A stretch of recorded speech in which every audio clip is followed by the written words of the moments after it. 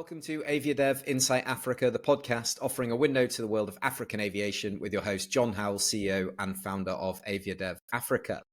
Today, I am joined by a very important international airline serving multiple points across Africa, which is of particular interest today as it has just announced a brand new route which takes its African network to 11 destinations in 10 different countries. If you haven't guessed yet, the airline in question is FlyDubai, which operates a fleet of Boeing 737s from its base in Dubai. The airline's recently announced it's going to serve Mombasa on the beautiful east coast of Kenya 4 times a week from January 2024. And therefore, our aim today is to hear directly from the airline as to what's prompted this new route development, and also to get a general feel of FlyDubai's approach to development in Africa as a whole. So to do this, I'm delighted to say I'm joined by Sudhir Sreedharan, who is the Senior Vice President Commercial Operations at FlyDubai. So Sudhir, welcome to the podcast. Thank you, John. Good to be here. Let's dive straight into it. Let's look at the Mombasa route. Why January 2024? Why is it now the right time for FlyDubai to launch into this market in Kenya? All right. The very first phase, which was post-COVID, was for us to consolidate and get back to the routes that we are servicing, which we did. And I'm not sure if you're aware, we are one of those few airlines in this region who did not shrink our crew or fleet. So it was quite easy for us to get back to our pre-COVID size, if I may say. In terms of why Mombasa now, there's never a good time. It's just that we had to stack up all that is required for us to open a new route in terms of regulatory approvals, availability of aircrafts, and the timing of when we can deploy those machines. I'm glad that it's all fallen into slots now. We have the regulatory approvals in place. I must take this opportunity to thank the authorities in Kenya who have been fantastic and they've been very welcoming. Yes, we look forward to our first operation to the beautiful country of Kenya, 17 Jan, 4 times a week, to Mombasa. So I've been lucky enough to visit Mombasa a few times, and it's obviously a beautiful destination that's very much known for its tourism market. So in terms of the drivers behind the new route, is it purely tourism? Is there obviously there is trade there as well? Is it a mix of both? What is it that you're anticipating to carry on the route? It's much more than that. It's for us, it's first array into the beautiful country of Kenya. It's situated on the Indian Ocean, as you correctly said. We complement the current operations that we have to Tanzania, where we fly to Zanzibar. So in terms of tourism, yes, we do know what that destination, what that stretch of land presents as an opportunity. So yes, we have tourism, which I think would be as interesting as we see the numbers coming to Zanzibar. We have the traders, which you pointed out, who will be traveling point to point between Kenya and Dubai. But we also have the religious traffic, which is the traffic which goes from that part of Kenya to Jeddah for pilgrimage. And besides that, we will all have holidays from our network into Kenya as well. So we've got the Europe share of business which comes into that part of the world, which is largely fed in by our synergy with Emirates. We will have our own business going into that beautiful country, which will now be to Mombasa. And then, as I said, we'll have the traders and religious pilgrimage. The only deterrent which I envisage would be that 4 flights are less, so we need to increase that capacity. Fantastic. That's going to be music to the ears of the tourism industry over in Mombasa. So you're quite rightly pointing out it's a two-way route. It's not simply bringing passengers into Kenya. It's actually giving those Kenyan passengers another option. And as you quite rightly point out, with the large Muslim populations in both Mombasa and, of course, Zanzibar too, a really important driver. So I'm glad I asked you those questions. And typically the tourists that will be visiting Mombasa, they're going to be originating from the UAE, or do you find there's a lot of connecting traffic from elsewhere in the world? East Africa for the last 10 years has been a very interesting destination in terms of the mix of leisure customers visiting. So we have our home base, which is UAE. We have a very strong traffic which comes in from Europe, as I said. We also have USA and North Asia all coming down into this beautiful country, because both these destinations, which is Kenya and Tanzania, you can visit these countries throughout the year. They don't have any climate limitations per se. So different parts of the year, right from migration to beach audience to people who want to generally see the national parks, it attracts a very perennial flow of tourism, which we currently see and experience in Zanzibar, where the frequencies scale up depending on the demand that we see. So to Zanzibar, for example, we operate 2 flights a day and going up to 4 flights a day in summer. And we experience the same in Mombasa, if not better, because the flavor in Kenya is a bit different than what Tanzania offers. So, yes, it is predominantly a tourism traffic, which is what we want to encourage people to visit Kenya and experience and promote local tourism and jobs and opportunities, as we did in Zanzibar. And I think, as I said, we hope that we can scale up this operation from 4 flights a week to 2 flights a day.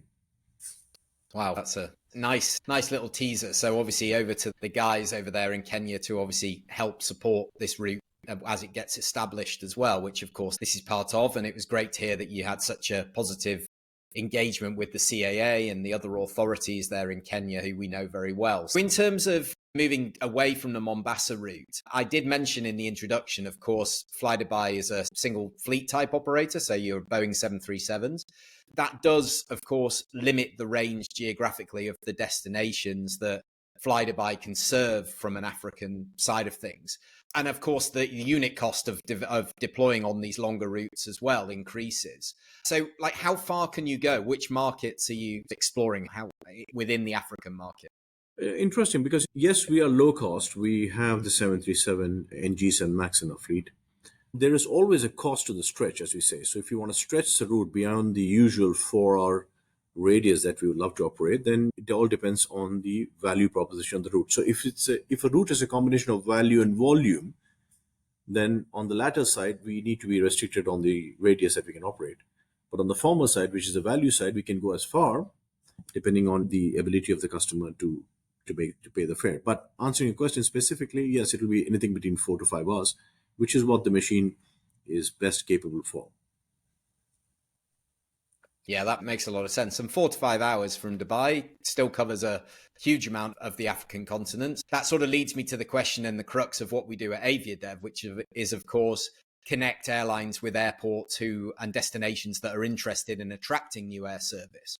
So when it comes to those that are interested, that think, okay, you're serving Mombasa, you're serving Zanzibar down that east coast, maybe there's an opportunity in Kilimanjaro or wherever it may be for some tourist traffic. What is it that you look for from a partnership? What do you want to see from the airports, from the destinations, to make you sit up and think, okay, we'd consider this route? Great, John. See, Africa is untapped as far as I'm concerned. I think there's lots more that we can penetrate and promote within that continent. With the launch of Mombasa, we have now 64 flights a week into 10 countries. And interesting you said Kilimanjaro, because we did operate to Kilimanjaro twice, and both the times we were not able to make it work because it was very seasonal and not commercially viable. But yes, it's an interesting route. It is on our radar, and the synergy that I mentioned we have with Emirates, which is getting better and it'll be more penetrative into Africa, especially over the next few years. So yes, we can do lots in Africa, and as between us and Emirates, and us as well as independently. But we just need to ensure that the routes stack up from a feasibility point of view. And I can tell you this, that there are more routes that we'll be announcing very shortly into the continent. That's really exciting, obviously, for Africa to know that there are potentially more routes on the horizon. And as I was saying, with Aviadev, what we try to do is encourage the destinations and the airports to work with the airlines and develop incentive schemes and marketing packages and things like this, where they can put that towards you and say, look, we really want you to come. We want to create that enabling environment. I think that's real music to their ears to hear that much. Just touching on it, because we have already discussed it, but just to get something definitive, in terms of the fleet development for FlyDubai, you've obviously operated this single fleet type. Of course, there's NGs, there's MAXs, but you've stuck with the 737. You have some more coming into the fleet and there's more on order. Is that right? There's growth here, so there's more aircraft to be deployed.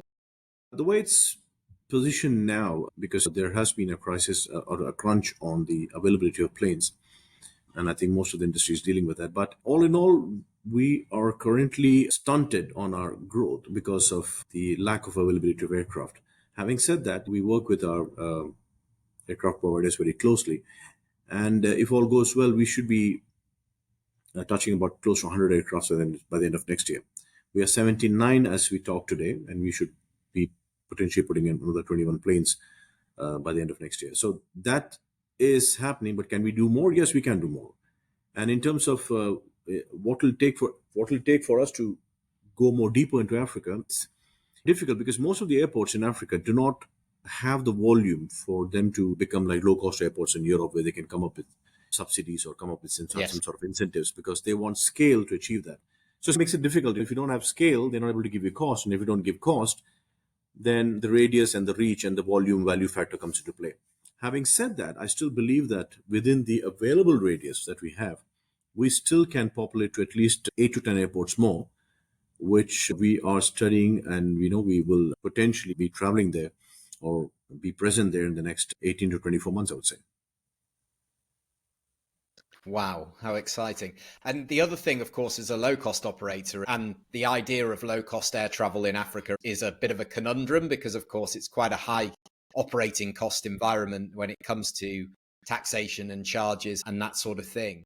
But the other thing, of course, which you touched on with the Zanzibar route is about increasing frequency as well and really sweating your aircraft asset and making sure it's not sat on the ground, but it's doing multiple frequencies. So that's another opportunity. But do you find the operating environment particularly challenging into Africa from a cost perspective, or has it not been too bad with the markets you've entered so far? It is high in terms of, if you were to compare it with some of the other airports that we operate in our network. But as I said, we understand the challenge that they have in terms of availability of fuel and the overall cost of getting the infrastructure up and running and getting those security systems in place.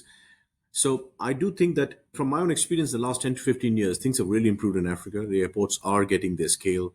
More new airlines are coming in. There is more interest in Africa in terms of it being able to go into new destinations and try to do something new. The Instagrammable world is making it even more attractive because people want to do something different. So all that put together should have us, as I said, expand our footprint and communicate more with all the airports, which we do and we continue to do in terms of giving us certain leeway. We can scale, and as we scale, then we can revisit those costs. And that's exactly the model. It's about taking the long-term approach and the long-term view. And we're seeing more and more of that over the years. I've been working in this market for 10 years. We're definitely seeing it. We're encouraging it. And we want people to see it as a competitive environment as well, because, of course, you're not going to start flying unless it makes sense. And they should be coming to you saying, what more can we do to make sure that we're one of these airports on your radar as you expand the fleet and as you do more and more in Africa. So yeah, we're really excited to obviously follow the progress and to see some of those images of the FlyDubai aircraft touching down in Mombasa in January. And hopefully covering some more new route developments over the coming weeks, months and years. And yeah, we're really excited about what this means for Africa. So thank you so much for your time, Sudhir. It's been great to have you on the podcast. Thank you, John. Thank you. Thank you so much. Good. It was good to be here. Thank you. Perfect. So thank you everybody out there. For those listening on the podcast or on the video now, you can head across to our new website, which is aviadev.com, to see the theme for our 2024 event, which will take place in Windhoek, Namibia, 19th to 21st of June. You'll get a flavor for our event plans there as we work on the agenda and the plans for the event itself. I'll also add a link for you to follow or connect with Sudhir through LinkedIn, and of course a link to the FlyDubai website as well, so you can find out a bit more about the airline itself. If you did enjoy the episode, do leave us a rating to enable us to be found by even more people, and do also share the link with somebody in your network you think would have a benefit from listening to the episode. So thank you very much for being with us, and we'll see you for the next episode very soon. Take care. Bye-bye.